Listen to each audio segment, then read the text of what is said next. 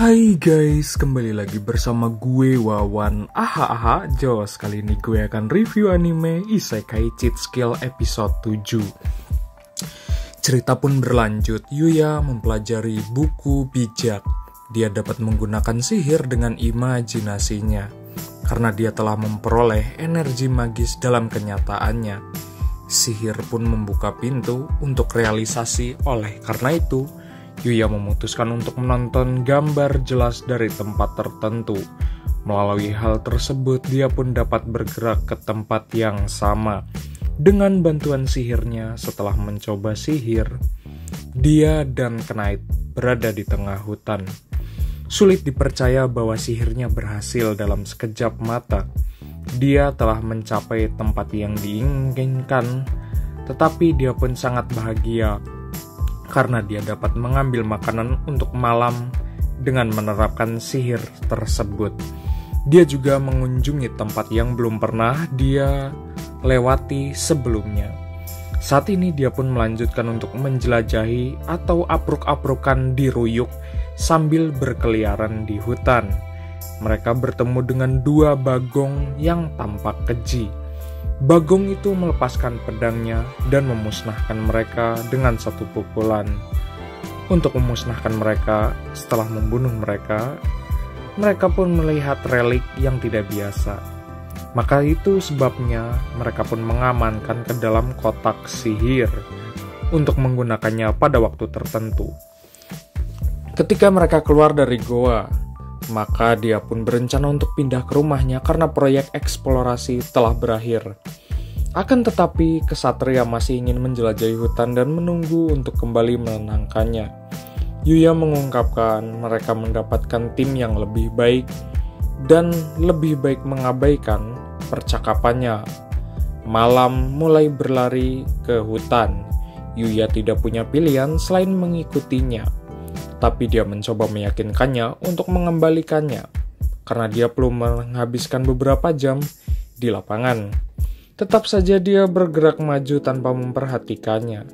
Dengan mencapai titik tertentu, dia berhenti dan memerintahkannya untuk menggunakan sihir tak terlihat. Yuya pun bertindak atas saran dari kesatria. Setelah tidak terlihat, dia pun melihat monster gadis kepala ungu cantik yang terluka. Dia pun telah mengelilinginya dan dia pun melawan iblis Kopet, yang adalah gadis misterius yang menginginkan akhir dunia yang tidak tahu tentang dia. Dia pun lebih memilih untuk membantunya dengan melangkah ke pertarungan yang sebelumnya dia bisa bergerak. Knight telah memegang kainnya di bawah giginya, sehingga dia tidak bisa bergerak tiba-tiba. Gadis itu mengerahkan energinya dan membelah monster Kopet itu dengan gerakan splendidnya. Tetapi tidak terbukti berguna. Tidak peduli seberapa banyak dia membunuh monster itu, mereka pun kembali muncul dalam kawanan monster lain yang menuruti ajaran gadis itu dengan pedang mereka. Sebaliknya, gadis itu juga memiliki pedang tak terlihat untuk dipertahankan, tetapi pedangnya tidak cukup untuk melindunginya, sehingga mereka pun pergi ke pohon yang lebih jauh. Dia tidak memiliki kekuatan yang cukup untuk melawan. Maka dari itu, sekarang adalah waktu heroik masuknya Yuya, dan malam pun poek, mereka pun muncul dan mulai membunuh bajingan tersebut dengan pedang. Selain itu, Clyde juga membelah monster itu dengan gigi tajamnya.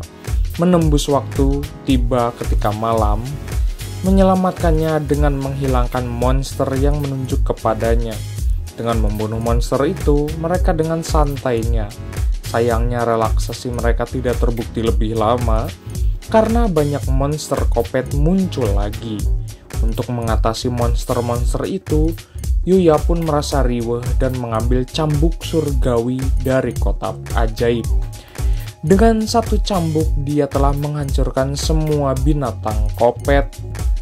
Dengan satu pukulan cambuk itu, yang disetel ke dalam berbagai string, membuat monster itu berkeping-keping. Karena ada seorang bondon cantik tapi misterius, tidak dalam akal sehatnya, maka sebabnya dia menggendongnya di lengannya. Sebagai tambahan, dia pun tahu bahwa dia memilikinya dengan menghapus cara agar Tuan Owen datang ke sini. Dengan cepat, tetap saja dia akan membuktikan rintangan di jalannya. Tapi dia tidak punya pilihan selain membawanya pulang malam. Tetapi bertentangan dengan ide tersebut, dia pun tidak setuju dengan menggeram juga. Yuya perlu bantuan untuk memahami mengapa Knight tidak setuju dengan membawanya pulang. Saat itu, gadis yang terluka itu membuka matanya dan menjadi marah melihatnya di pelukan Yuya. Karena perlawanannya, Yuya tidak bisa menahannya sehingga dia terlempar dan mubui ke tanah. Ketika dia sadar kembali, kemudian dia menyadari perilaku apa yang telah dia lakukan. Dengan menyelamatkannya lebih jauh, dia melarangnya untuk melindunginya. Akan tetapi dengan segera dia mengendalikan dirinya. Selain dari Yuya, dia pun menawarkan jus penyembuhannya. Tetapi dia ragu untuk memilikinya karena itu bisa jadi penjadi racun. Yuya meyakinkannya bahwa ini adalah jus penyembuhan ketika dia meminumnya. Luka di perutnya dan goresan di wajahnya telah sembuh dalam sekejap mata. Karena penasaran, Yuya bertanya tentang apa yang dia lakukan di hutan berbahaya ini. Luna pun menjawab bahwa dia di sini demi pelatihan yang dijalani. Karena seseorang telah memintanya untuk datang ke sini. Ketika Luna menanyakan pertanyaan yang sama, maka Yuya memberikan jawaban yang sama. Dia senang mengetahui bahwa mereka ada di sini untuk tujuan yang sama juga. Maka dari itu dia juga berkewajiban untuk menyelamatkan hidupnya sebelum kembali lagi ke kota.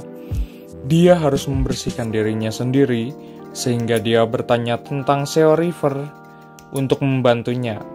Yuya telah memutuskan untuk menyerahkan bak mandinya saat mandi. Dia merasa bahwa dia ada di surga.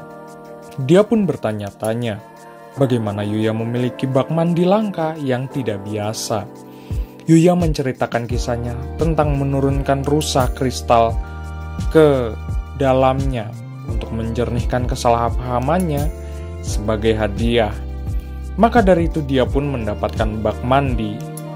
Mengetahui bahwa dia telah mengalahkan rusa kristal itu, dia pun bisa membayangkan bahwa kekuatannya luar biasa. Dia ingin mengambil bagian dalam pelatihannya untuk belajar darinya. Bahkan untuk beberapa jam pertanyaan yang sama, dia ditanyakan darinya apakah dia bisa berlatih dengannya. Karena tujuan mereka sama dengan merenungkan situasi, dia tidak bisa mengambil resiko dan menempatkannya dalam bahaya. Maka dari itu dia pun memutuskan pelatihan dengan mendengar persetujuannya. Dia pun sangat bersemangat sehingga dia pun muncul buka-bukaan plus-plus. Setelah buka-bukaan plus-plus itu, dia pun berteriak dengan marah karena hal itu tidak pantas.